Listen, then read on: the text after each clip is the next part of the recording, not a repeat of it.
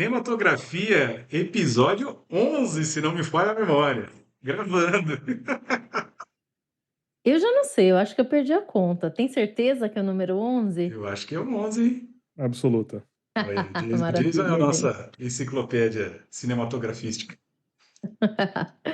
Falando nisso, então, bem-vindos. Eu sou Flávia Ariello. Fernando Gilanese. Eu sou o Rocketman. Ah, Temos alter ego. olha só, peraí, teve um episódio que você foi o Andy. É, Quer dizer que vai do ser Toy assim, Story, né? então. Cada episódio, então, você é alguém diferente. Pois é, eu tenho uma tatuagem em referência à música do Elton John que eu tava esperando muito aparecer nesse filme por conta do codinome do personagem principal, Rocketman, né? Mas Aham. não apareceu, infelizmente, e enfim, né? Eu não podia perder a piada. Bom, então, na verdade, gente, hoje nós vamos falar de alguns assuntos, né? De uma questão, na verdade, que é o último filme do P.T. Anderson, mais conhecido como PTA, né? Paul Thomas Anderson, que para mim, especificamente, é um dos maiores cineastas do mundo contemporâneo. Eu já acompanho o PTA há algum tempo, gosto demais. Mas isso não quer dizer que esse filme que a gente vai falar hoje entra no hall dos meus favoritos, ainda que eu tenha gostado. Eu sei que parece meio esquizofrênico isso que eu falei agora, né? Gostou ou não gostou? Vocês vão descobrir Olha o em breve. capacitismo aí, tô brincando. Olha, né? Então, o que acontece aqui é que a gente vai falar sobre O cara uma comenta batalha no após nosso. a O o cara quê? comenta no último vídeo, não cai pra lacração, meta uma dessa. Peço perdão pelos ouvintes. Sim, né? Olha, eu perdi. E agora? Do que eu tava falando? Sim, vamos falar do filme, do último filme, filme do Leonardo DiCaprio. As pessoas estão indo assistir esse filme assim. Esse é um filme do Leonardo DiCaprio. E se as pessoas vão somente com esse intuito, eu acho que elas não vão gostar. O que vocês acham? Que o pessoal já viu na thumbnail, né? Mas é uma confusão após a outra, né? Parece título dos Trapalhões, né?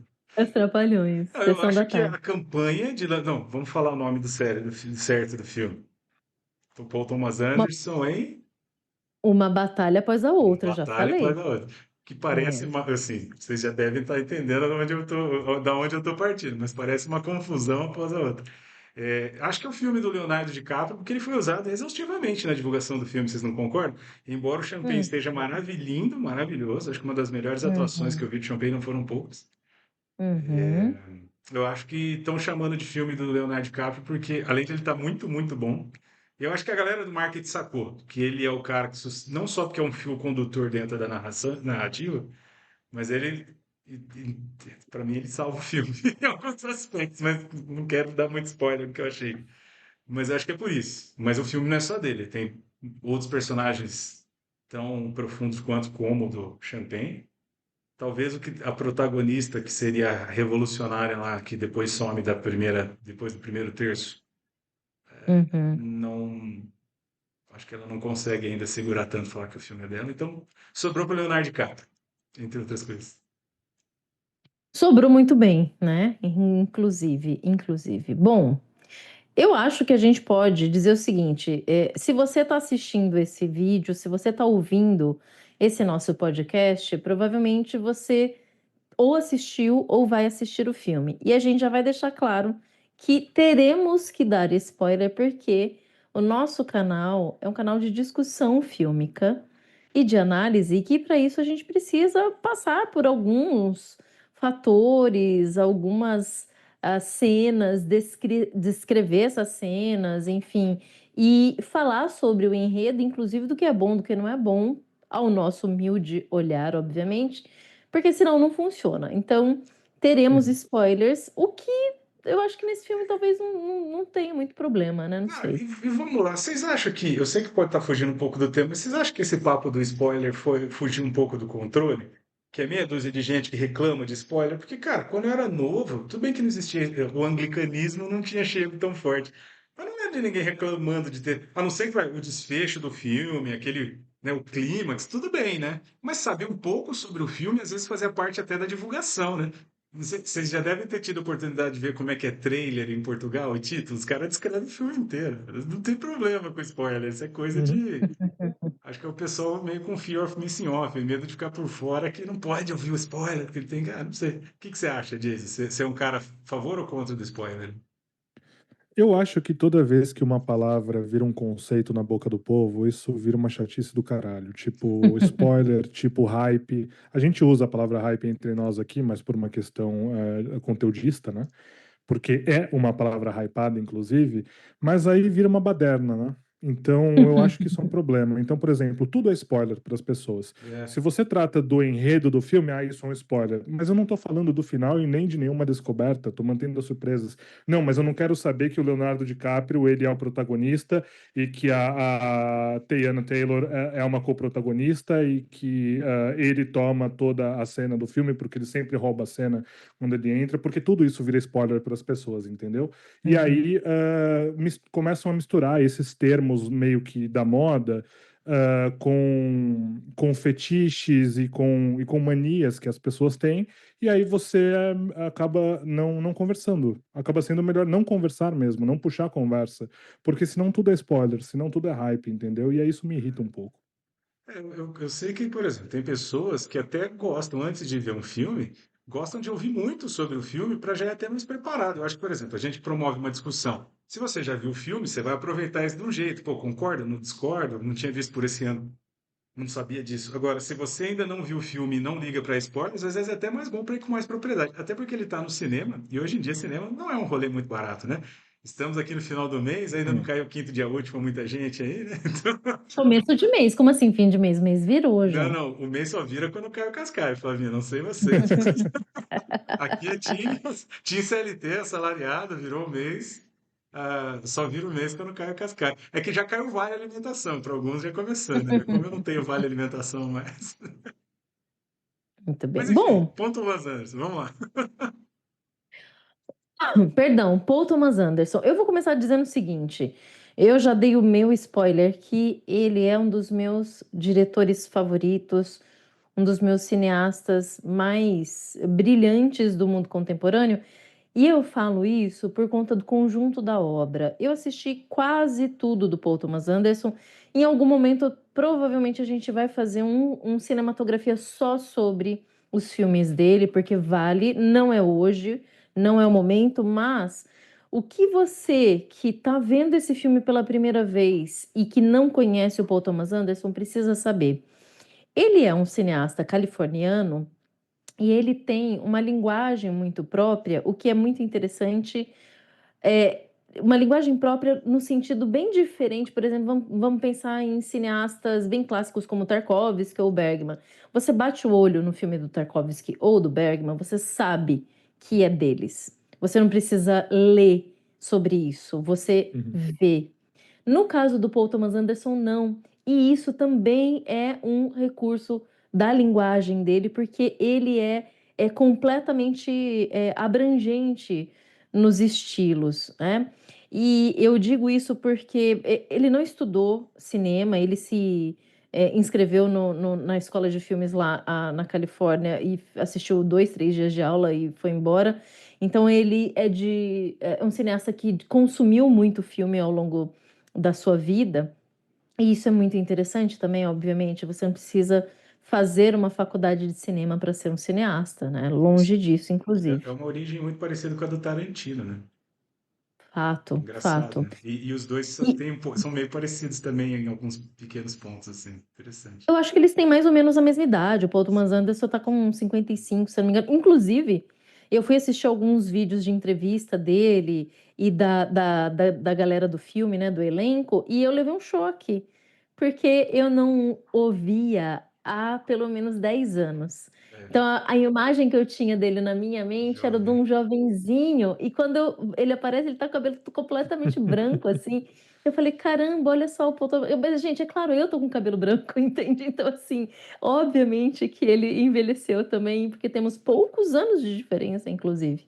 Mas você sabe o que eu ia comentar? Que é engraçado os paralelos da carreira dos dois, né? Tanto ele como o Tarantino, eles se revelaram muito jovens, né? Não sei se a É. galera em casa sabe, mas geralmente direção de cinema, a pessoa precisa pegar cancha para isso ficar um pouco mais velha. A não ser que a pessoa seja muito fora da curva, como é o caso dele, Tarantino, ou enfim, muitos outros aí. E então assim, ele parece mais velho, talvez, porque ele teve já muitos filmes. Mas ele tá com Hum, 55 anos. Para diretor de cinema, você é jovem. Olha o Clint super aí. jovem. No- O Clint Clint, é. o Clint é sacanagem comparar Eu com o tô Clint, brincando, né? porque, né? Exagerei, mas, pô, não, mas É, vamos. exagerou. Mas tem outros diretores que, assim, vai. A maioria dos bons diretores hoje que você vai encontrar é 65 mais, assim, né? Eles não. As Uhum. pessoas já estão um pouco mais velhas, né? Mas ele não, é um cara que desde muito jovem. É que ele também espaça muito entre um filme e outro, né?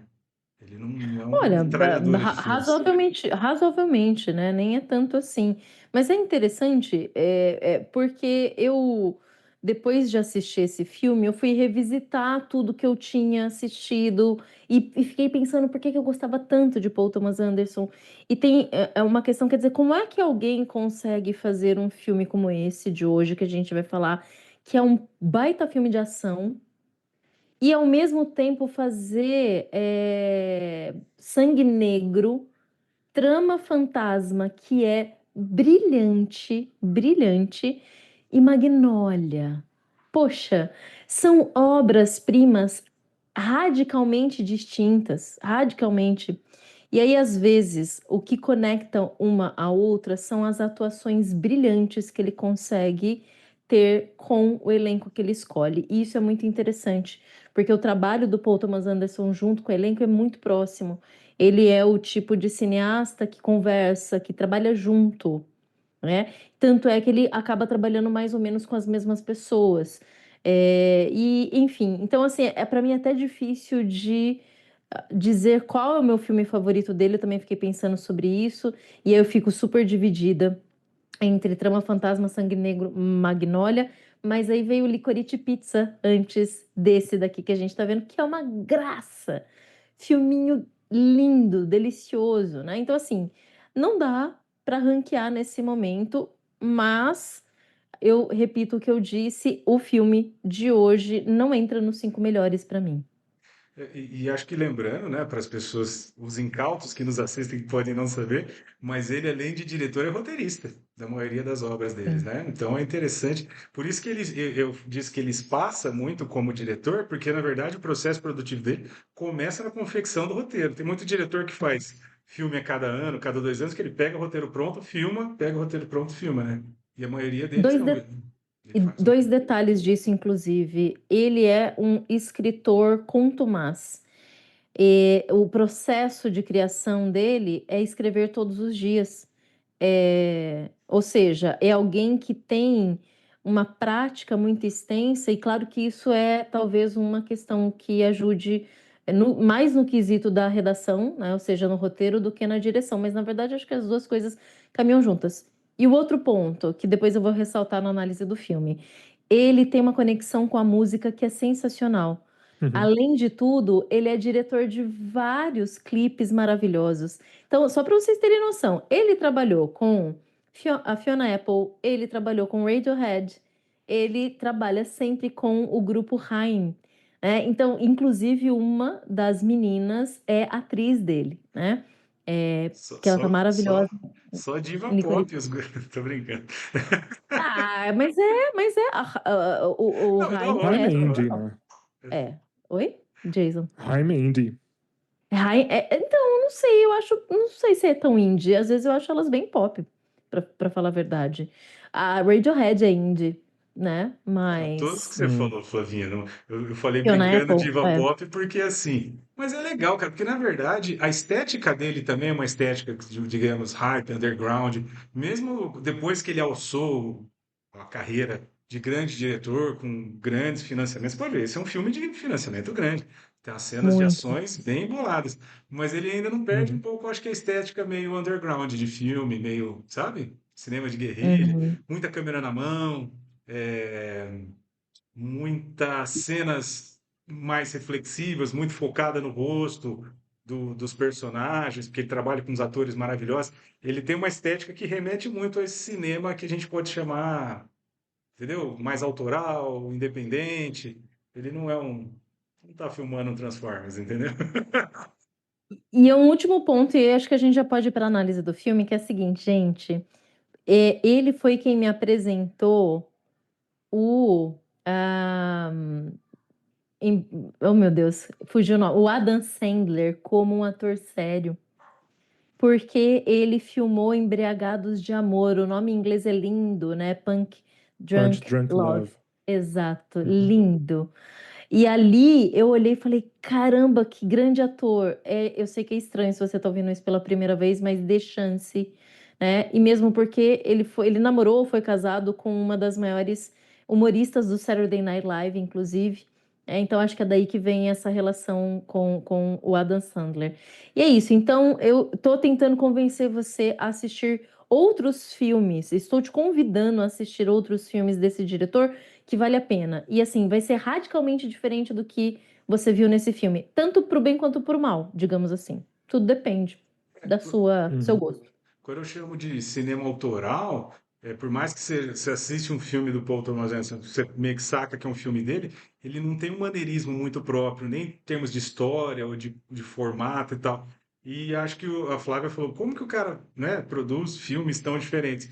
E o segredo a própria Flávia falou, esse lance de ser um escritor e o próprio roteirista, e ele sempre, o processo dele é sempre partir dos personagens e desenvolvendo a história. Então, pode ver, ele tem personagens muito interessantes e no final, muitos de nós que gostamos de cinema, a gente se conecta a personagens, não necessariamente uma história específica e tal. E a partir do momento que ele consegue pegar atores muito bons e criar personagens muito bons, ele tem um processo que, junto com o ator, ele vai desenvolvendo personagem, que traz um pouco mais ainda de personalidade e humanidade para os personagens. Então, eu não sei se dá para cravar assim, mas eu diria que o Thomas Anderson é um cineasta de personagens. Mais do que a história. Não que a história seja ruim dos filmes dele, mas é uma história voltada para personagem. A história da pessoa às vezes importa mais do que o que está acontecendo. O resto é pano de fundo. Estou exagerando, mas vocês entendem o que eu quero dizer? Você pega Sangue Negro, por exemplo, não é sobre extração de petróleo. Né? É sobre Uhum. perda, ganância, doido, né? Então, assim, todos os filmes dele têm um pouco desse aspecto. Bom, bom, vamos para a análise do filme? Eu Vamos. acho que como Bora. o Jason ficou muito quieto, eu falei que ia resumir o filme, podia ser ele, né? Vou fazer toda meia hora que eu falo, né, Jason? Vocês estão se vingando por conta de todos os últimos episódios que eu falei Imagina. muito e Não, por Pode favor, ser. cara, que todo mundo protagonize. eu só ia dizer que do Paul Thomas Anderson eu conheço apenas o Mestre, que eu assisti há uns 7 anos atrás esse filme, quando eu era ainda um jovem mancebo que não sabia assistir filme. E eu não entendi 10 segundos daquele filme. Então eu tenho uma lista no meu Letterboxd onde eu coloco filmes que eu vou precisar assistir de novo porque eu não entendi a primeira vez, né? E o Mestre tá lá porque eu sei que é um grande filme. É um filme lindo, visualmente, enfim, a direção dele é muito bonita, mas eu não entendi nada. Então eu não sabia muito o que esperar desse filme que a gente vai falar a respeito agora, mas eu concordo com vocês, é tudo isso que o que falaram, né? Uma Batalha Após a Outra, portanto, ele é um filme que trata de um personagem revolucionário, que é o Bob, né, interpretado pelo Leonardo DiCaprio, que conhece uma outra personagem muito importante no filme, apesar dela só estar presente até o final do primeiro ato, que é a perfídia Beverly Hills, inclusive. E os dois se conhecem dentro de um contexto de distopia dos Estados Unidos, né? Então a gente não está olhando para a realidade atual dos Estados Unidos, apesar de ser um filme que faz muitas críticas aos Estados Unidos contemporâneos, né? Como a gente vai ver aqui. Então, não tem como falar desse filme, primeiro, sem dar spoiler, como a gente falou, e, mais não menos importante, sem entrarmos em pautas políticas. Então, se você tem alguma sensibilidade com relação a isso, saiba que o filme ele trata de personagens que são revolucionários, ou então, em outras palavras, né, que são guerrilheiros de esquerda. Por isso, não tem como a gente não entrar em pautas políticas e, portanto, não pense que a gente está aqui projetando a nossa libido em cima de coisas que a gente gosta ou de como a gente gostaria que o mundo fosse, tá? Muito pelo contrário. A gente vai analisar um filme que trata desse contexto. É bom avisar, né? Porque nunca se sabe como a gente pode soar e tal. E a gente já recebeu alguns feedbacks de pessoas que não querem que a gente vá pelo lado que 99% dos criadores de conteúdo sobre cinema vão, mas eu só tô avisando aqui justamente para a gente determinar algumas expectativas. Então a gente está falando aqui de um casal de revolucionários na cabeça deles, que são guerrilheiros de esquerda, que se encontram dentro de um cenário de distopia política dos Estados Unidos, sobretudo, né? Claro, é uma distopia social, mas também é uma distopia política que divide o país entre pessoas negras e pessoas brancas, né? É simples assim, é bem objetivo mesmo. E você vê que há um certo apartheid legalizado, não como foi no passado dos Estados Unidos, no passado recente, digamos assim, né? Mas é uma nova construção social onde, de fato, pessoas brancas e pessoas negras coexistem, só que elas não podem se relacionar entre si. E aí você tem, então, grupos revolucionários, chamemos assim, socialistas, né, no contexto do filme, de fato, que causam. Como que é a melhor tradução de riot em português? É revolta. Revoltas, isso, Baderna. boa. Uhum. Que causam revoltas em protesto a essa situação, principalmente porque é uma situação plantada ali por uma cúpula de homens brancos, nesse caso, que são homens com grande influência, grande poder político. Assistindo ao filme, eu achei uma semelhança muito grande com qual que é o nome de Squid Game em português? Round Six, Round Six? que não é Nossa! português, né? É É, engraçado, né? Ficou. é Nem Round pode Six. ser. É.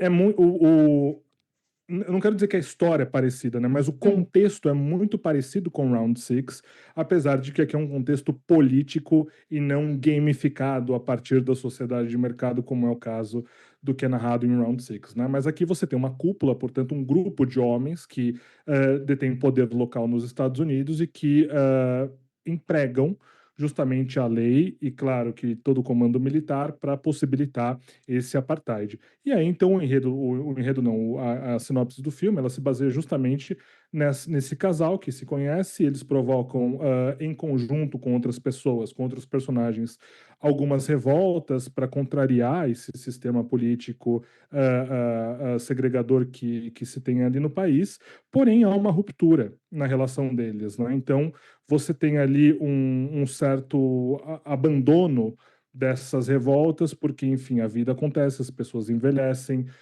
os militares norte-americanos vão atrás dessas pessoas, o que apazigua bastante as revoltas, e aí você começa a ter um desenvolvimento de todos os personagens ali a partir desse cenário, de que eles não têm mais a mesma união enquanto grupo revolucionário que tinham antes, né? E aí você tem, a partir desse contexto, então, não o esquecimento, né, mas o envelhecimento dos personagens, o desenvolvimento de personagens novos, isso vai gerando uma certa nostalgia, uma certa conexão do personagem do Leonardo DiCaprio, o Bob, com toda aquela situação que não acontece mais, porém que volta a acontecer porque eles vão para uma última revolta aí em escalas muito maiores. Engraçado, você estava falando aqui, só uma curiosidade, né? Gente, é muito difícil quando você lê uma sinopse entender a totalidade do filme. Na verdade, grande parte das vezes as sinopses são muito, não mentirosas, mas elas são tão rasas que não dá para assistir um filme através de sinopse. Eu vou ler para vocês a sinopse que está no Uhum, IMDb, só para vocês terem noção o quanto não dá, né? Está assim lá. Quando o seu inimigo maligno ressurge após 16 anos, um grupo de ex-revolucionários se reúne para resgatar a filha de um dos seus. Meu Deus! Tem nada a ver, cara. Isso, é muito genérico. isso é 5 minutos do filme, entende? Uhum. De um filme de 2 horas e 40, né? Então, assim, sinopse é um negócio. Normalmente eu nem leio sinopse, eu vou ao cinema. Aliás, quanto menos eu souber antes, melhor, sempre. Inclusive, acho que eu nunca leio sinopse de filme. Interessante, acabei de pensar É nisso que eu agora. acho que assim, especialmente, não todos, né? Mas esse filme do Thomas Anderson é difícil porque assim, ele tem quase que, eu diria que três atos muito bem distintos. Você fazer uma Uhum. sinopse para tentar unir os três é muito difícil, porque, como o Jason estava falando, quase a primeira parte inteira é a formação do casal revolucionário, e aí, além de lutar contra essa discriminação negra, eles também estão lutando para as pessoas migrantes de fronteira, então a questão hispânica e os latinos também aparecem muito forte ali. Aí eles começam a ter relações muito intensas, inclusive intercursos, para usar uma palavra bonita, durante as coisas, então tem ali uma piração de uma questão até de tesão e sexo em ser revolucionário e tal, até então que o Leonardo DiCaprio que é o Bob, esqueci o nome, Jason, você me lembrou, A a perfídia, Perfídia, perfídia. Perfídia. que é Uhum. uma personagem negra, revolucionária muito forte, acabam teoricamente concebendo um bebê. Pô, vai ter um spoiler bravo agora, né, velho? E aí? Eu falo ou não É, falo? não. Hum, não, acho Pesado, que né, não velho? Acho que sei. daí eu destruo o filme. Enfim, É, não, não precisa. Não. eles acabam concebendo um bebê. Mas o que que acontece? Ao mesmo tempo, numa dessas incursões de Riot, de baderna, ela acaba trombando de frente com um general americano branco, que daí é interpretado pelo Champagne, e rola um mega clima. E depois eles ficam meio que amantes. Como é que você põe isso numa sinopse? Você entende? Tipo, é uma É complexidade complicado. muito grande. E aí, lá no final do filme, esse negócio de resgatar uma dos seus, por que resgatar? Porque, na verdade, ela foi sequestrada porque talvez esse general tá achando que pode ser filha dele. E ele quer descobrir porque ele quer entrar dentro desse grupo de supremacistas brancos. Então, assim, não é uma sinopse simples, dá até pra gente fazer aqui, né? Então, assim, o primeiro ato é muito revolução, o segundo é ele tentando fugir, porque o Estado contra-atacou, a perfídia, inclusive, é uma X9 do cacete. Isso é Ela muito vai interessante. delatar todo mundo, Ela vai né? É, delatar todo mundo Ela é e, tida como delatadora, inclusive. exato, rata, então, né? Eles e chamam fica, ela. e fica implícito, mas dá para sacar. Então, assim, um dos problemas ela até tem o papel de uma mãe ausente, ela deixa a filha com o Leonardo DiCaprio, porque o papel dela é ser revolucionário. E aí, quando prendem ela, a primeira coisa que ela faz é entregar todo mundo para se livrar. Enquanto ela ainda tem um caso de amor com o cara, Então, entendeu? Tipo, veja. mas eu acho que aí tá a beleza desse filme de ter personagens que não são simples. Todos eles Uhum. são complexos no sentido do que eles sentem e de como eles agem com aquilo que eles sentem. Isso é uma característica muito evidente do Thomas Anderson. Você pega, por exemplo, sei lá, o Daniel Day-Lewis, que trabalhou com vários filmes eu ia falar de Champagne, né? Vários filmes do P.T. Anderson. E em Trama Fantasma, por exemplo, que personagem denso, que coisa absurda. E aqui é muito interessante porque ele vai desconstruindo aos poucos esses estereótipos. Então, assim, o que você espera do que é o estereótipo do revolucionário? Tá aqui no primeiro ato, beleza, né? Só que logo em seguida ele vai desconstruir isso, principalmente depois que passa um tempo, né? Ela vai ser presa, ela vai delatar, e aí corta para 16 anos depois, o Bob cuidando da filha sozinho. Um ex-revolucionário Uhum. que se tornou um grande pai, que faz tudo pela filha, que quer proteger a filha mas veja, ele é um bom pai. Ele é um bom pai, Uma né? Porque ele parte tá que lá, ele cuida. Só que, claro, ele é um ele fica maconheiro do chapado caralho, o tempo Fábio. inteiro. Sim, mas a menina é brilhante, gente. A Olhem para menina a é menina. mas não é Mas, brilhante mas porque ele é um bom pai. claro que sim, Ah, porque como é que que você transforma uma criança que foi abandonada pela mãe, né, em alguém que vai ser excelente aluna, que vai ter medalha no karatê, que etc, etc. É uma menina excelente e que sim, inclusive vai cuidar do pai bêbado, sim, né, e chapado que ele Uhum. se torna. mas eu acho que o brilhantismo da garota não tá na conta dele, não. Porque ela nasceu assim. Porque, cara, É, ele é paranoico, ele não é ele não sim, protege, ele não ensina, ele é super ele pro- paranoico. Ele é ausente, ele é escapista, né? Nada contra maconheiros, pelo amor de Deus, gente. Mas ele chega a ficar o tempo todo chapado porque ele quer escapar da realidade. Aí não deixou de ser recreativo sim. para ser uma questão mais psicologicamente densa. É, É que assim, ó, eu já vou falar, vai, não tem segredo. Eu não gostei muito do filme. Especialmente que eu achei os personagens assim. Pô, eu adoro o Paul Thomas Anderson. Olha os personagens que ele já criou. Eu achei os personagens. Assim, os atores são ótimos, mas a construção do personagem achei meio fajuto. Eu não gostei. Não, da Perfide, assim, ó. Não dá. Não dá pra acreditar que existiria. Eu sei, mesmo na fantasia, uma personagem assim. Eu achei bem. Já, eu achei bem ruim, assim. Tanto que quando a gente saiu do cinema, a Flávia falou, eu gostei. Eu falei, puta, eu não gostei. Porque, cara, o Paul Thomas Anderson é um puta cara bom pra criar personagens. E talvez o personagem mais interessante é o do Champagne. E ainda É, assim, parece uma caricatura do Popeye, entendeu? O jeitinho de andar, e o cabelo, entendeu? Então, assim, eu achei. Tudo bem que eu acho que ele está zombando da cara dos estereótipos, tanto da outra direita quanto da outra esquerda. Sim, é uma Porque, caricatura. eu acho que é uma todos caricatura. eles são. Mas ainda assim, Uhum. é uma coisa que eu falo para os meus alunos, e daí é uma visão minha, tá? Ninguém é obrigado a fazer isso. Eu acho que para você desconstruir algo, você precisa construir algo. O que que eu quero dizer? Quando você está fazendo um roteiro para ter uma transformação do personagem, talvez você precisa construir para depois mostrar como ele é ridículo, entendeu? O problema é que eu acho que todos os personagens já nascem ridículos e desconstruídos e ninguém muda no filme.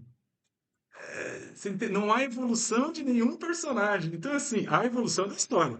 Tiro, porrada e bomba. Mas os personagens mesmo não mudam tanto, assim. Não, eu acho que tem dois personagens que mudam, sim. O, ah, o Bob muda porque ele era um Totalmente. revolucionário e que depois de se tornar pai, ele se torna outra pessoa. Ele Uhum. não quer saber da revolução, ele quer saber de manter a filha dele viva, né? E ele faz tudo para que isso aconteça. E Uhum. a menina, filha dele, a Willa, muda também. Ela é ali perfeitinha, tal, porque ela não sabia do passado, ela não sabia de onde ela tinha vindo, etc. E quando ela é envolvida, jogada em toda aquela trama maluca, essa menina, aliás, é excelente. Eu já Ah, tinha bem boa. assistido Ótima a atriz. série com ela, porque é o primeiro filme dela, gente, é o primeiro filme dela. Incrível, né? Incrível. Eu vi a série que ela fez da Apple, que é uma série bem meia-boca, assim, mas ela já estava boa lá, mas aqui realmente, assim, excelente. E ela se transforma no final, ela é outra pessoa. Ela é muito a mãe dela no final. Ela Uhum. agarra a violência, ela quer lutar, ela sabe o que fazer, ela é instintiva, excelente. Sabe o Meu, que ela tem dentro delas? Vontade de é potência. É. total, super Nietzscheano. Super Nietzscheano. Você Essa matou é a essa é charada. a conjuntura das personagens delas. Lindas. Então, Eu mas gosto. eu concordo com vocês, mas vocês lembram onde que ela tem a maior transformação dela? Naquele convento de freiras que plantam maconha, né? Diz que são freiras revolucionárias. Eu fiquei com a impressão que aquelas freiras eram ex-revolucionárias, não são Sim, freiras. elas eram É um ex-revolucionárias. disfarce. Mas sabe o que que É. parece? Faz o seguinte, ó, vamos sentar numa mesa de boteco, ficar chapado sem metanol, por favor, e vamos começar a fazer o que quiser com os personagens. E se tivessem freiras maconheiras? E se tivesse uma revolucionária que trepasse com o general de fronteiras? Hein? Sabe, assim, sabe quando parece que é a Choquei escrevendo personagens? É só umas coisas para dar uma chocada, assim. Eu não sei se eu tô ficando velho, deve ser. Se eu tô ficando velho, eu tô começando a olhar e pensar, mentirada do cacete, sabe? Eu não sei, Ah, assim, eu acho que para mim é devo estar tudo ficando velho. referência, gente. Eu tive a plena sensação seguinte, como eu vi quase tudo do Paul Thomas Anderson, quando o filme começou, eu falei, olha, ele tá resgatando isso de tal filme. Agora ele tá resgatando isso de tal. Só que no frigir dos ovos no final, eu olhei e falei, mas isso tudo nem parece Thomas Anderson. Então, eu fui percebendo um monte de referência para no final não ser nada. Por isso que eu fiquei talvez um pouco frustrada, mas ele traz referências de cinema que são muito boas. Por exemplo, As Freiras Chapadas, ele está fazendo referência claramente a Maus Hábitos do Almodóvar, que Achei que são era, das freiras eu achei que malvadas. era Whoopi Goldberg mudança de hábito, viu? Ah, pronto. Ah, lá vem você, né? Tem filme de freiras revolucionárias, um filme espanhol que eu assisti adolescente, que eu não vou me lembrar o nome agora. Se eu lembrar depois, eu coloco na legenda, enfim, aqui. Noviça Rebelde Mas, também tem. não, espanhol, né? Noviça Rebelde Revolucionária seria ótimo. Nunca mais passarei E, fome. e Meu Deus, Fernando. E a outra grande referência é que o Leonardo DiCaprio é o Big Lebowski. É completamente ele, gente. Ele é como se ele revivesse o Big Lebowski ali nesse personagem fica andando de roupão na metade em diante do filme, né? No segundo e terceiro terço ali. Então, assim, as referências são muito boas porque ele é um grande diretor. E ele O tá filme trabalhando espanhol com é Libertárias? Libertárias. Isso mesmo, gente, esse filme. Eu não me lembro se é bom ou ruim, porque é lembrança de adolescente. Mas eu digo assim, provavelmente é um filme que me despertou para algumas questões aí. Ó, assim, Eu, pode falar, Jason, pode falar. eu ia dizer que eu entendo a crítica do Fê. Eu, particularmente, não. Eu gostei muito do filme, mas eu não gostei da ideia da história que ele teve. Ah, eu tive uma ideia sobre uma história, eu vou contar essa história. Na minha percepção, ele conta a história muito bem. É uma direção exímia, eu diria, porque a direção é muito boa, a fotografia é muito boa, a direção de elenco é muito boa, a trilha sonora, como a Flá citou, é excelente. O ritmo é muito bom, né? Então, é uma execução exímia, ao meu ver.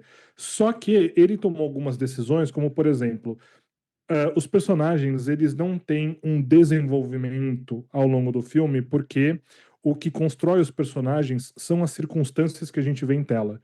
Então, na visão dele, pelo menos é o que se coloca ali, por exemplo, o Bob ele não precisa de explicação, porque você está acompanhando o desenrolar do personagem em tela naquele momento. A filha dele também não, porque ela nasce ali no contexto, no meio do filme, depois se desenvolve, vira uma adolescente, quase adulta, e aí ela vai se mostrando ao longo do filme. Então, de fato, não existe nenhuma explicação sobre nada ali. Portanto, você entra cru no filme e você vai aprendendo ao longo do filme. Isso não é errado, né? Não é o meu estilo de narrativa. Eu prefiro narrativas que desenvolvem personagens, trazendo bagagens, né, explicando o porquê das coisas até chegarem onde estão. Mas ele escolheu uma outra rota, e essa outra rota não é ruim, só é diferente do meu gosto particular, né? Daí que eu acho que você tem a importância da direção do filme. Né? Você tem filmes que fazem isso magistralmente, você tem filmes que não conseguem ser bons, inclusive porque os personagens são muito mal escritos, né? Mas a combinação de toda a técnica que ele usa, ao meu ver, colabora muito com a narrativa que tá em tela, né? Esse filme é tratado como sendo uma comédia, eu não enxergo ele como uma comédia. Eu acho, concordo com vocês que ele é um filme mais de ação com momentos engraçados. E ainda bem que não é uma comédia, porque não tem comédia forçada aqui. Você tem boas piadas, são piadas sádicas muitas vezes, né? Você tem alguns exageros ali de morte o tempo todo, que é muito interessante, porque sempre surpreende quando acontece, né? E eu tava esperando, pelo trailer, o trailer desse filme ele engana muito, porque parece que o filme vai para um lado, mas felizmente o filme vai para outro. E eu trago a questão do contexto da história aqui. Quando eu vi o trailer do filme, eu falei: pronto, mais uma propaganda ideológica que vai ensinar a gente a como pensar e tal, porque é como o trailer foi construído. Parece que é um filme que vai te dar a lição de moral a cada cena. Graças a Deus não é isso. Pelo contrário, existe um contexto político, ideológico, quase que ideológico, né, diria, em tela. A gente está falando de um grupo de socialistas que são muito mais anarquistas do que essa porcaria que a gente tem na política hoje em dia, né, que é completamente tenta policiar a moral dos outros, então não é disso que o filme trata. Ele trata de anarquistas, de fato, dentro de um contexto de segregação racial, né? E aí o que que acontece? Eles não tentam superar esse contexto. Eles tentam apenas protestar contra o contexto. Então o filme ele termina na distopia. Ele termina na distopia. Só que a vitória dos personagens está nesse relacionamento pai e filha que acontece em tela. Então, se fosse um filme propagandista, o pai teria morrido e a mãe teria sobrevivido. E aí a mãe, que é a presente, a menina é foda porque ela é negra, entendeu? Ela não tem valores, ela não precisa ter valores porque ela já nasceu super foda por conta da pele dela. Não é nada disso que a gente vê aqui. Então a gente vê uma história super inteligente que promove justamente essa interracialidade, né? Eu não gosto de falar racialidade, mas enfim, você tem essa mistura de diferentes etnias, etc., que comprova que eles de fato conseguiram superar isso, porque a menina vive. E o pai vive também. E aí você descobre o segredo do filme, que pro filme em si, tanto faz como tanto fez, né? Eu acho que a questão da paternidade ali, ela se projeta mais sobre a audiência, que sabe do que acontece, do que sobre os próprios personagens. E ainda bem que o Paul Thomas Anderson não coloca isso à tona, porque senão ele poderia quebrar a narrativa com isso e deixar como se fosse algo óbvio que ele teria que explicar para todo mundo, que os personagens sabem e que eles vão viver com esse drama para o resto da vida. E tem uma beleza nisso, né? Do Bob não saber da verdade sobre a paternidade da menina, né? E que a gente sabe. Então, até no final mesmo, né? Quando, já começando pelo final, quando eles se reúnem ali na estrada e ela quase que atira nele porque ela não consegue acreditar que ele é ele. E ele tem que provar que é ele por conta do código que ele ensinou para ela, um código de sobrevivência, inclusive, que faz referência ao grupo ao grupo anarquista lá de antes. Então, é tudo muito amarradinho. E esses símbolos todos, toda essa simbologia faz sentido para a relação dos dois. Por isso que eu acho que é um filme muito bem feito, é uma história muito bem construída, apesar de ser assim, um filme muito porra louca, assim, em vários momentos, né?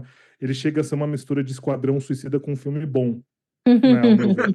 Porque tem umas mortes ali que são muito explícitas e tal, né? E você tem esse plano de ir a uma missão conjunta sem saber se você vai voltar para casa ou não. Agora, eu não acho que essa história em si, como a ideia, ela tem um apelo muito grande, só que eu acho que ele compensou isso com a direção do filme. Eu vou falar um negócio aqui, para gente que está ouvindo em casa, se você não quer um spoiler muito ferrado, pula essa parte, que para argumentar o que eu vou ter que argumentar, vocês vão ter que ouvir. Depois vocês voltam aqui e tal. Mas é o típico caso do Indiana Jones e os Caçadores da Arca Perdida. Se você tira o Bob da história, a história acontece do mesmo jeito. Porque o Bob não é o pai da menina. Então ele não serviu para conceber. O Bob não salva a menina, ela se auto-salva. Todas as cenas ele tá atrasado. Ele só tá fugindo com o sensei lá, só faz merda. Aliás, puta atuação. Então, Ah, assim, Sensei. É. e tudo bem, vai, o Bob explodiu uns prédios, mas daria para arranjar outra pessoa para explodir, né? Tinha, mas então, assim, o Bob não faz nada na história. Você Eu tira o Bob, a história discordo. acontece. Não, Mentira. veja, não Mentira, dá mentira, história. mentira. O tanto que esse personagem é bom é outra vez. Você não vai falar para mim que Indiana Jones não é bom. Mas você pega nos Caçadores da Arca Perdida, você tira Indiana Jones, acontece a mesma coisa. Os nazistas vão lá, acham a arca, abre e morre todo mundo.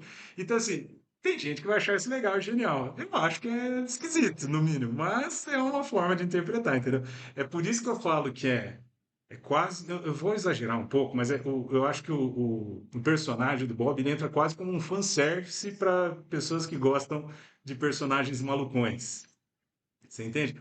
Aliás, com quem que você falou que você estava achando ele parecido, Flávio, enquanto a gente estava assistindo? O Big Ele é Lebowski. Bob. Para mim, eu achei que ele tava a cara do. Puta vida, vocês vão me bater, mas esqueci o nome do ator que fez o Shine, o, o Shiny? Coringa. Ah, Não, ele tá O Jack totalmente. O Nicholson. Jack Jack Nicholson. Nicholson. Jack Ele tá Nicholson, É. a ele é cara do muito, Jack muito Nicholson. parecido. Ele, tipo assim, ele parece, sabe, do mesmo jeito que às vezes você viu uns filmes com o Jack Nicholson, que ele é um loucurão a nível cômico, parece que é isso, entendeu? Mas veja, não tem problema nenhum ser assim, tá? Eu só tô dizendo que, assim, conhecendo, porque assim, é difícil, talvez, pra gente que assistiu os outros filmes do Paul Thomas Anderson, às vezes tá com uma expectativa, porra, eu vou ter um puta personagem denso e super explorado. Ele até tem uma certa densidade, é super explorado, mas pra ação é uma comédia meio pastelona, assim, entendeu? Mas é aí que tá a graça do filme exatamente, porque veja, quando você pega esse roteiro especificamente, que eu achei Aliás, gente, um detalhe que não foi dito. Isso é roteiro, não é adaptado, mas ele é livremente inspirado num livro do Thomas Pynchon chamado Vineland. Eu nunca li nada do Thomas Pynchon. é, Mesmo. e o Paul Thomas Anderson já tinha adaptado um outro livro dele, que é O Vício Inerente, que eu não consegui assistir, porque eu achei chato. Não me pegou.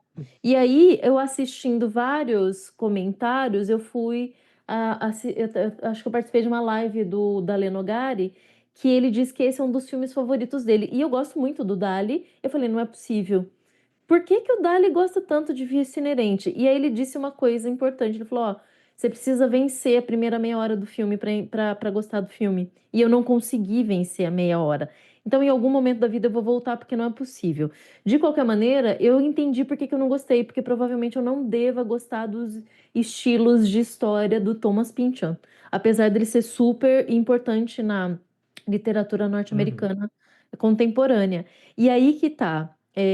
É uma livre inspiração, não é um roteiro adaptado, porque ele mudou absolutamente tudo, porque é um livro que retrata a era do Ronald Reagan e fala exatamente sobre isso. E, obviamente, esse filme não é, então, assim.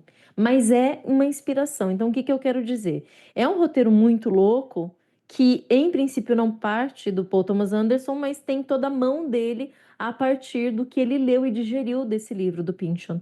Então, a grande questão aqui é, para mim, o roteiro é uma das coisas menos importantes desse filme. Exatamente porque o que ele faz com a cinematografia em si, para mim, é o que vale a pena do filme ser visto. Fotografia maravilhosa, eu amei o som. O Fernando ficou incomodadíssimo com o pianinho na hora da Nossa, eu fuga. adorei. Eu amei aquilo e, gente, eu juro para vocês, naquela cena final da perseguição dos carros e que eles estão fazendo isso aqui, eu me peguei fazendo assim, ó, Mano, junto. Eu Eu falava, achei eu essa quero sequência ver, muito eu quero ver, engraçada. mas, cara, entendeu? parece perseguição de E o novela, carro? Flavinha. Os carros são dois Achei carros puta tunado maravilhoso. americano, tava 10 por hora, dava pra ver que tava Achei maravilhoso, devagar. Fernando, mas dava para ver Não, porque eles iam rampar ali. E eu achei maravilhoso porque aquilo era um balé de perseguição e eu fiquei tensa. E aí eu fazia assim na cadeira do tipo, mas eu quero ver, eu quero ver. E aí eu passava por um morrinho, eu baixava. Eu falei, cara, Eu me maravilhosa senti essa jogando cena. Mario Eu nessa também. cena. Pô, é muito parecia. videogamezinho antigo, né? Ah, pra mim, Lindo, lembrou muito Mad maravilhoso, Max. Tinha umas cenas de muito Mad Max que bom. é assim. Ó, É porque tá no deserto, né? sim. É, não, e por causa da perseguição do carro e tal. Então, assim, o som, ele é irritante porque precisa ser, e ele é angustiante porque precisa ser. Só que daí vem o alívio cômico do personagem do DiCaprio que tá um idiota chapado e ele cai de uma árvore e ele é preso, entendeu? Então, Então, assim, é pronto, cara, isso. Então, mas Ô, nisso o ele filme é tava fugindo. realista. Ele tava fugindo do telhado com skatistas, cara. Tipo, é um negócio Qual que a chance dele não cair, né? orientado por um sensei Então, mexicano. Vocês Gente, é entendem que assim, sensei. chega, começa o liquidificador batendo coisa, chegou num ponto. O negócio do pianinho, não é que eu não gosto, eu entendo que é para causar tensão, mas acho que passou de um tempo que assim, criou tensão, criou desconforto, não sei o que chegou uma hora que assim, cara, eu não tô conseguindo mais assistir o filme porque tem esse piano tocando o tempo todo. Assim, me tirou da narrativa de tanto que ficou tocando. Daí eu falei, pô, engraçado, né? tudo bem, eu sei que existe música diegética e não diegética, chegou um ponto que virou um ser estranho. É a mesma coisa que alguém levanta, tocasse um celular no meio do filme, que você fala, pô, mas por que que tá tocando essa merda aí? Entendeu? E, sei lá, bom, opiniões, né, gente? Desculpa quem gostou do Não, filme, eu não sou claro, dono da verdade, a gente mas porra, a tem gente uma hora. interpreta de. Não, eu falo assim, Pode tem uma falar, hora Fê. que tem que acabar o raio do piano, porque já fez a função narrativa dele já tinha sido feita. Aí o que, que ele tava fazendo lá ainda, entendeu? Esquisito, esquisito. Mas vamos lá. Não, a gente tem interpretações diferentes mesmo, né? Eu, quando no meio do filme, eu tava pensando que não é todo mundo que poderia gostar da inserção da trilha sonora, só que a todo momento no filme você tem uma contraposição da trilha sonora com o que está acontecendo em cena. Então você tem cenas brutais que levam como trilha sonora um teclado de piano, só piano, né? Você só tem o som do piano. Em alguns momentos é um dedilhado de violão, né? Durante uma cena muito intensa. Mas a trilha sonora como um todo, ela é muito, muito, muito boa, É bom. porque ela dita e equilibra o ritmo do filme, principalmente nessas cenas, porque tem sequência de cenas ali de ação que são muito longas. Então, se a música não se contrapõe a isso, você fica num êxtase até certo ponto que você começa a se perder ali, justamente porque não tem nada que acalme um pouco o que você está vendo em tela. E são, de fato, cenas assim. Como que é aquela técnica de plano único? Plano de sequência. Plano de sequência? plano sequência. Você tem algumas cenas em plano sequência de ação ali que são muito frenéticas o tempo todo. Legais. E aí você tem uma música que, pelo contrário, é muito tranquila, né? Só ou piano ou só violão, e que contrapõe isso de uma forma até satírica, né? Mas esse filme, ele é ele é uma sátira completa de tudo. Inclusive, o que, que eu ia dizer a respeito do que você falou sobre o Leonardo DiCaprio, né? Do personagem dele. Eu também discordo. Eu acho que o personagem dele, pelo menos pra mim, ele é o coração do filme. Porque ele evolui justamente a partir do princípio que ele tinha um ideal. Esse ideal, ele fica morno ao longo do tempo, por conta de tudo que acontece, como a gente falou, o tempo passa, a mulher dele vai embora, se não me engano, ela morre, nem lembro mais, porque o filme também tem 2 horas e 50, é muito longo, né? Acho que Eu ela acho que ela não É um ficou. morre, filme bem não. longo. Acho que a última notícia é que ela ficou em Cuba. Ela É, lembra, ela Ela ficou em foge, é. Cuba, vai mas para eu Cuba acho e que volta. pra diretoria lá, eles disseram É que ela dita tinha como morrido, por morta, isso né? que eu Mas fiquei com parece. isso na É, cabeça. é. Mas os Ela é tida como revolucionários morta. acho que falaram, ela ficou em Cuba, sabe? Um negócio? Mas ela de fato morre pro filme. Ela Sim, não sim. É. aparece mais, não tem mais a presença dela depois por um tempo, até que ela volta para aparecer para a filha dela. Daí ela some de novo, né?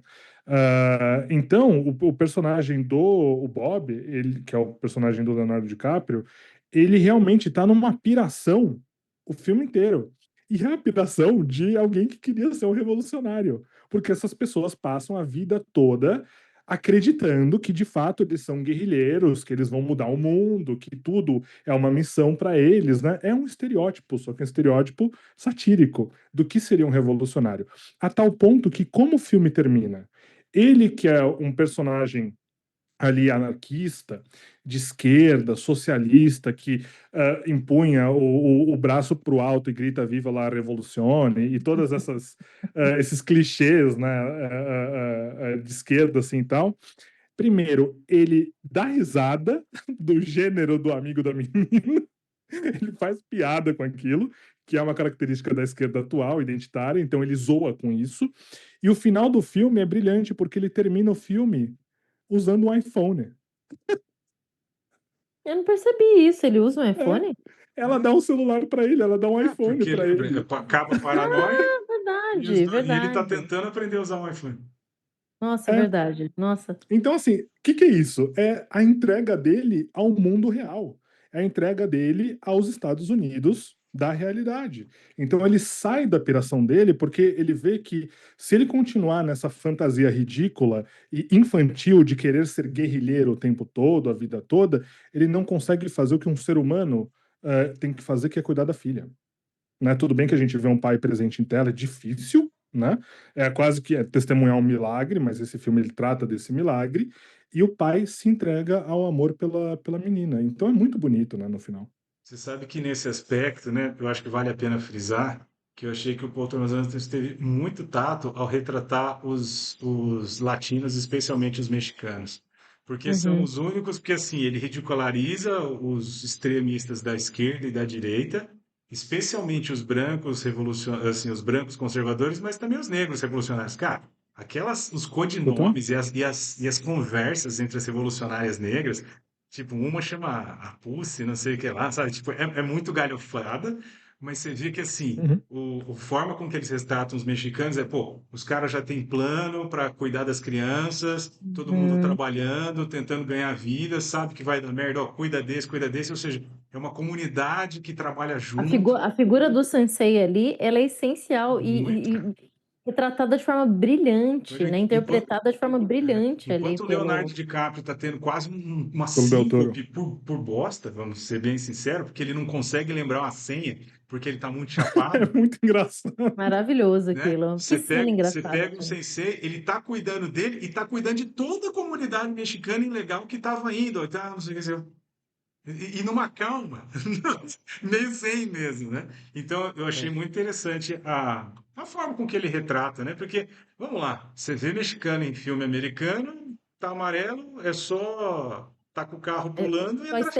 estereótipo, né? É, É, só muito. estereótipo. E aí, eu acho que é o único que ele Uhum. usou, ele trabalhou o estereótipo de uma maneira contrária, Positiva. né? Ele Fora do quebrou o estereótipo, na estereótipo, verdade, né? ele trabalhou para quebrar o estereótipo. E acho que já que a gente está É. encaminhando para o fim, né? O Jason já falou, uma das coisas que eu também não gostei muito do filme, gostaria de saber a opinião de vocês, é o seguinte: existe um recurso, não sei se todos que nos ouvem em casa conhecem, que é um recurso romântico. O que é o recurso romântico? Quando você não quer gravar alguma coisa, você não quer fazer nada, você manda uma carta. Sabe? É tipo o vídeo do Wolverine que você assiste pelo celular, você vê tudo que aconteceu do Logan.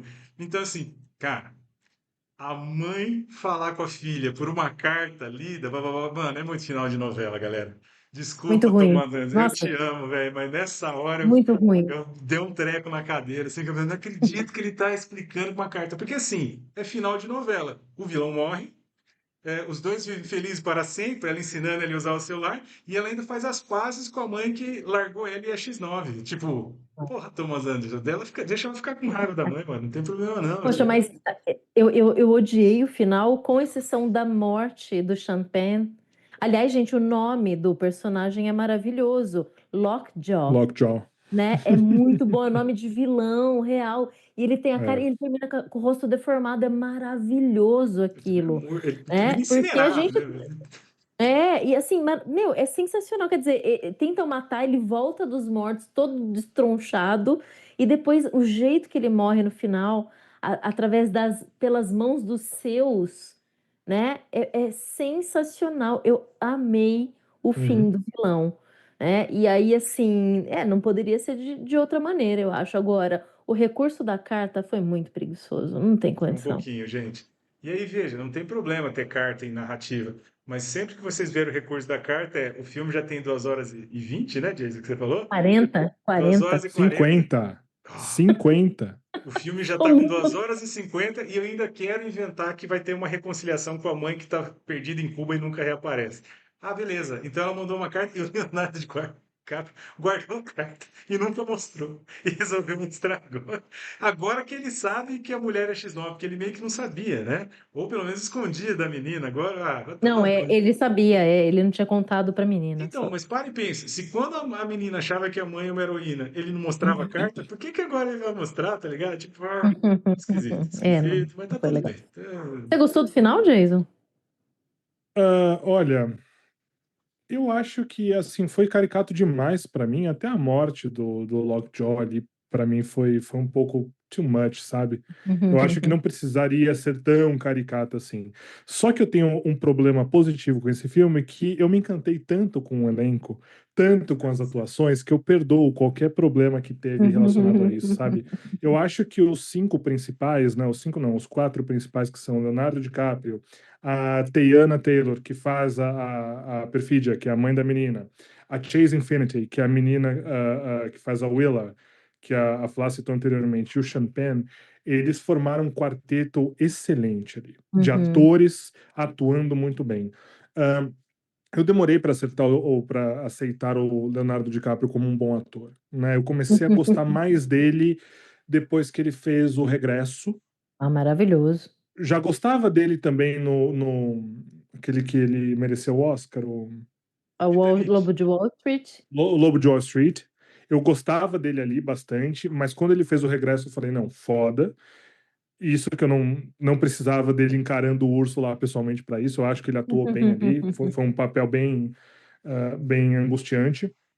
Só que aí, quando ele fez o Era Uma Vez em Hollywood, eu falei, não, esse cara realmente, Esse cara é ele é sensacional. algo a mais. E aqui, aí depois ele fez o Ilha das Flores, né? Não, como que é? O O assassino da Lua das Flores. Ali Assassino das ele Flores tá da A brilhante Flores. Ilha das ali. Flores é um puta documentário. Fantástico, perfeito. E aqui, ao meu ver, ele consegue crescer ainda mais. Ele é muito Porque bom. o fato de ele ser o Leonardo DiCaprio e lembrar o Jack Nicholson em Uhum. tela, já fala da flexibilidade dele enquanto ator, né? Então, os sotaques que ele faz, eu adoro o sotaque É. que ele faz aqui para esse filme, é muito bom. E aí vem os outros, né? Então, as duas meninas, elas estão muito boas, né?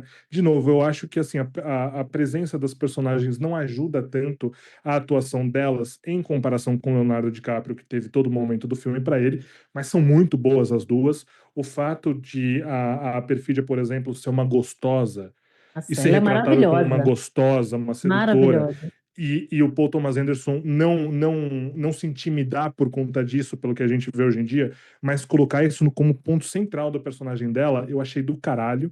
Aí Muito. quando vem o Lockjaw no final, ele explicando pra todo mundo como aconteceu, né, essa porra toda. E aí ele falou, Sim. não, eu sofri um estupro inverso. Gente, É muito é bom. muito. Eu morri de É rir. o cúmulo do ridículo ali. Nem Exato. os racistas acreditaram Os nele, caras se né? olham assim, Absurdo. velho. Mas como É, isso é possível? Eu fui Mas como drogado. foi isso? é. Você pode falar mais um pouco da experiência? Só que, então, são recursos do roteiro que são Patético, patético. excelentes, né? É, São muito bom. excepcionais. Eu gostei dessas questões, dessas nuances assim de roteiro que pra mim foram maravilhosas. E, enfim, eu acho que isso tudo amarrou muito bem a história no fim das contas. Eu tinha falado que eu gostei muito do jeito que o Thomas Anderson retratou a comunidade hispânica. Lembrei de uma coisa que eu não gostei. Cara, o que que é aquele matador mexicano entrando de volta e com uma 12 matando todo mundo e morrendo e Ah, ela presa no carro? Tipo, então, mas ele não é mexicano, ele é indígena. perdão, ele é Uhum. indígena, né? É Nossa, pior porque o ainda, pessoal. gente, Não, desculpa, mas eu o lembrei. pessoal, inclusive, mas inclusive alguém do filme faz a jogada disso dizendo, olha, e aí é uma questão que o filme propõe diferentes questões raciais, né?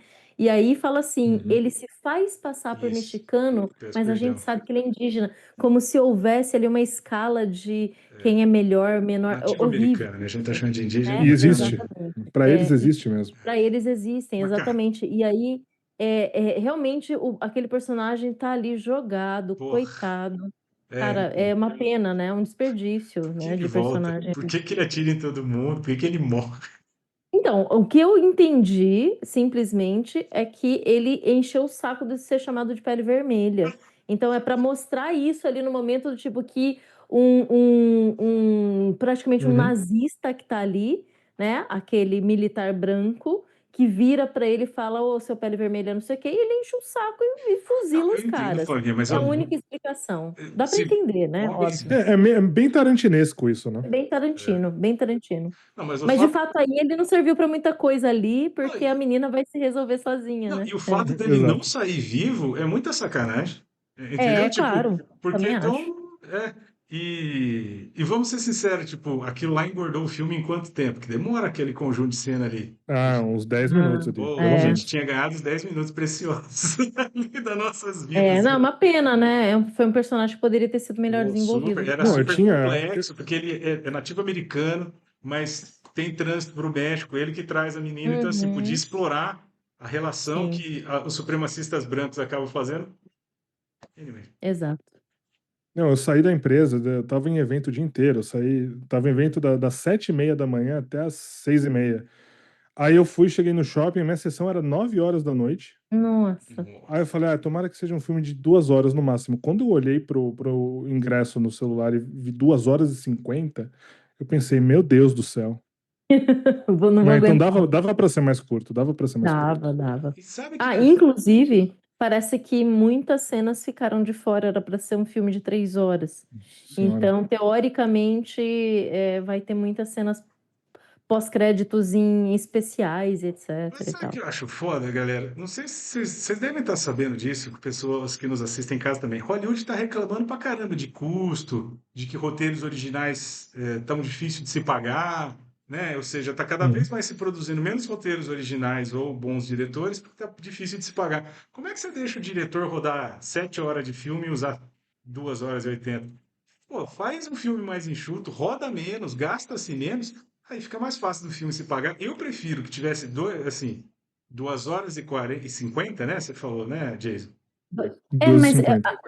mas aqui no MDB tá 2h41, né? Não, Mas, que enfim, seja duas e seja, né? quarenta, É mesmo. para Hum. arredondar aí. Eu prefiro que seja dois filmes de 1 hora e 20 bem feito do que um filme só, entendeu? Pega esse Mas ele é budget. o Paul Thomas Anderson, ele Não, pode mas dá fazer pro filme Tom mais Ele Thomas, longo pode. pra indústria, entendeu? ainda. É que nem o Nolan. O Nolan faz o que ele quer. Ah, Mas vocês entendem? ah. Dá orçamento pro cara fazer dois filmes, então, ao invés de um só que poderia Ó, ser. falando nisso, pra gente encerrar, esse é o filme do Paul Thomas Anderson mais bem ranqueado no IMDb, 8,4, venceu Sangue Negro, o que eu acho um Isso absurdo, aqui é uma mas tudo loucura, né, bem, velho? é uma loucura isso. Regis. Hereges, né? E provavelmente esse povo não assistiu Trama Fantasma, que é brilhante, mas tudo bem. E o orçamento foi de 130 milhões e já arrecadou, no fim de semana de estreia, 22 milhões, juntando com isso nos Estados Unidos e Canadá, juntando o faturamento bruto mundial, normalmente 53 milhões. Sei não, hein? Então, acho que vai se pagar, mas Vamos vocês ver. entenderam o que eu falei? Gasta um terço a menos, faz metade do filme, aí o estúdio fica feliz, você conta a sua história legal, você exercita, porque veja, para quem produz narrativa, você fazer uma narrativa tão boa quanto em menor tempo é exercitar fazer mais e melhor, entendeu? E sei lá, cara, eu não irrita o Jason com razão, que tava cansado, não me irrita porque eu não aguentava mais o filme, falei, meu Deus, quando vai acabar? E aí, e não dá tempo de ficar chateado. Mas tô brincando, gente. Eu imagino que muitos dos que estão nos assistindo já assistiram o filme e gostaram, né? Deve ser a minoria, pelo jeito, se tá tão ranqueado assim no IMDb. E tá tudo bem, né, também. Mas vocês entenderam, pô? Quem gosta do Paul Thomas Anderson ou de bons diretores, vamos torcer para que eles façam filmes mais baratos e menores e aí dá certo de fazer, de ter mais. Beleza, gente. Então, obrigada, valeu e até a próxima. Tchau. Valeu, obrigado a todos.